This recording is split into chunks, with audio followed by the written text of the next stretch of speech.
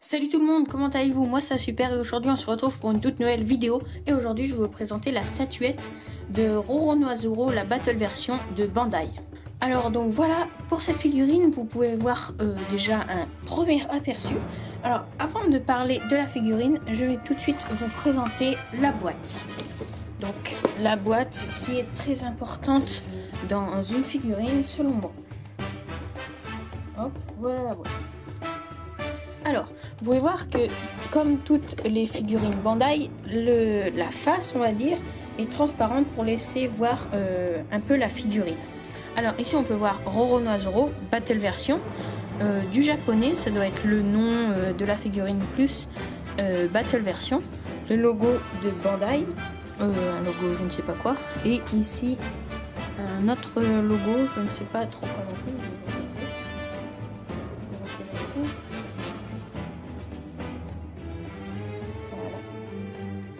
Moi je ne connais pas ce logo, mais bon, ce n'est pas très important. Alors ici bien sûr le logo de One Piece et Roronoa-Zoro, une photo de la figure. Alors, sur le premier côté, donc le côté droit, on peut voir un plan de face en fait de la figurine de Zoro. Voilà, avec Easy to Collect and Cool Style, du japonais, encore du japonais, Roronoa-Zoro Battle Version. Le derrière de la boîte, donc franchement un très beau derrière et franchement vraiment très beau. Vous pouvez voir ici la figurine de Zoro. Ici quelques petits détails, donc coloring. Easy to collect, donc ici on peut voir la figurine Bandai Battle Version de Zoro et de Luffy. Le socle qui est vraiment magnifique, il est je trouve plus beau que les premières versions Battle Version en fait. Il est beaucoup plus beau. Ici la figurine sans le socle de derrière et voilà pour l'arrière de la boîte. Ensuite sur le côté gauche de la boîte on peut voir juste tout simplement une face un peu transparente et Zoro. Voilà pour la présentation de la boîte. Passons tout de suite à la figurine. Voilà pour la figurine. Donc je trouve vraiment qu'elle est vraiment magnifique. Il y a d'autres battle versions qui m'ont un peu moins plu, mais celle-là franchement je suis très satisfait. Alors on va tout d'abord commencer par les trois sabres. Alors nous avons ici sur la gauche le Chosui, au milieu donc dans sa bouche le Wado Ishimonji et à droite le Sandai Kitetsu. Alors ces trois sabres ne sont pas directement collés sur la figurine, en fait il faut les ajouter soi-même. Donc vous pouvez voir que ce n'est pas fixe, en fait vous avez le sabre et il faut tout simplement le mettre à l'intérieur de la main. Et le Wado Ishimonji ici, hop, focus, il ne joue pas, voilà, vous pouvez voir qu'il y a une petite languette ici et c'est tout simplement pour mettre dans la bouche de Zoro en fait, voilà, ici. Et vous le mettez. Vous voyez, il a une grande bouche sans le sabre. Et quand on met le sabre, voilà ce que ça donne. Alors, à l'intérieur de la boîte, il y a une notice qui montre comment assembler les parties. Mais ça ne m'a pas été très utile puisqu'il fallait juste tout simplement mettre, vous voyez, ce petit, le petit sorte d'effet de vent de l'attaque Rengoku de Zoro. Vous voyez, ça fait une croix. Tout simplement pour mettre ça et la figurine sur le socle et pardon bien sûr les sabres dans la main et dans la bouche. Alors je vais vous faire un petit plan rapproché pour vous montrer tous les détails de Zoro qui sont vraiment franchement magnifiques. Alors ici vous pouvez voir la tête, attendez on va voir s'il veut bien faire un focus, presque, encore un peu, très compliqué le focus automatique selon moi. Non, ce n'est pas très grave, je vais vous montrer après. Alors, vous pouvez voir les couleurs de son manteau. À la ceinture, vous pouvez voir ici sa ceinture rembourrée. Vraiment, voilà, vraiment magnifique. Les couleurs vert foncé, très belles. Ses chaussures ici sont très bien lissées, brillantes. Les effets de fumée, franchement, vraiment magnifiques avec un dégradé de couleurs vraiment très réussi. Ici, donc, une partie de l'effet de vent de la Voilà, donc sur un autre angle, vous pouvez voir ici les 3 fourreaux. Les manches pardon, qui font comme si elles volaient donc, durant une attaque, donc c'est vraiment très dynamique. Alors passons à la tête hein, qu'on n'avait pas réussi à avoir. Allez, petit effort.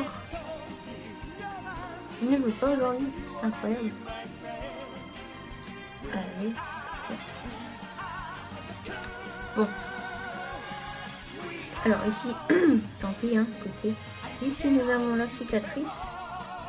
Oula. Carrément flou maintenant. Alors, voilà, on va tout reposer. Donc ici nous avons la cicatrice, hein, très bien faite.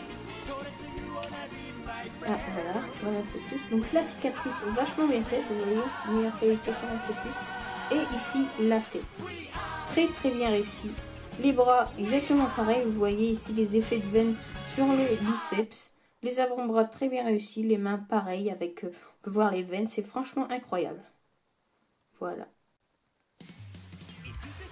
Donc une figurine selon moi qui est très bien réussie.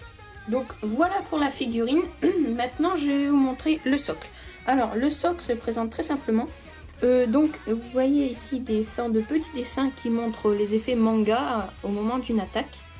Et ici tout simplement Roronoa Zoro Battle version. Alors voilà pour le socle. Et je vais vous passer en détail les 3 sabres maintenant. Alors ici pour le premier sabre vous pouvez voir le Wado Ishimonji. Donc vraiment très bien réalisé. Voilà. Avec toujours la petite languette pour mettre dans la bouche de Zoro.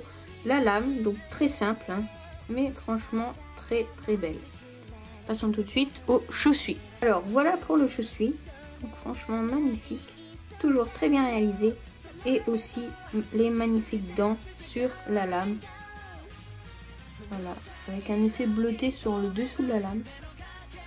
Donc franchement magnifique. Là, le focus est reparti. Vous voyez l'effet bleu, vous voyez à peu près. Hein.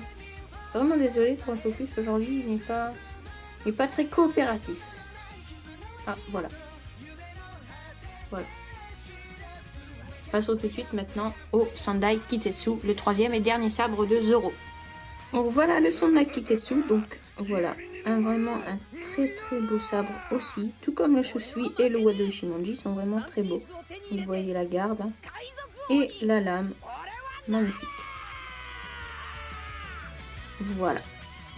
Alors je vais mesurer les 3 sabres. Hein. De toute façon je pense que les 3 sabres sont de la même taille. Hein.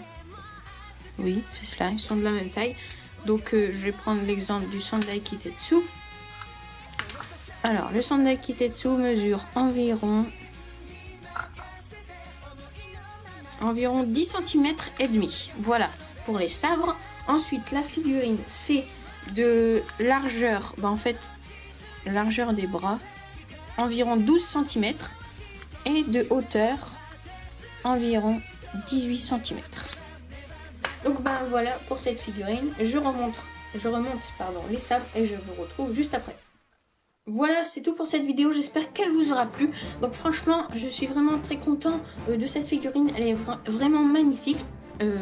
Tout est bien dans cette figurine, pardon, sauf un petit bémol que pour moi je trouve, c'est la couleur de la peau. Donc vous voyez ici, la peau est vraiment très beige, tandis que sur la boîte, elle est beaucoup plus claire. Donc moi je préférais la peau comme ça, mais écoutez, ce n'est vraiment pas grave, ça n'enlève rien au charme de la figurine. Donc voilà, c'est tout pour cette vidéo, j'espère qu'elle vous aura plu.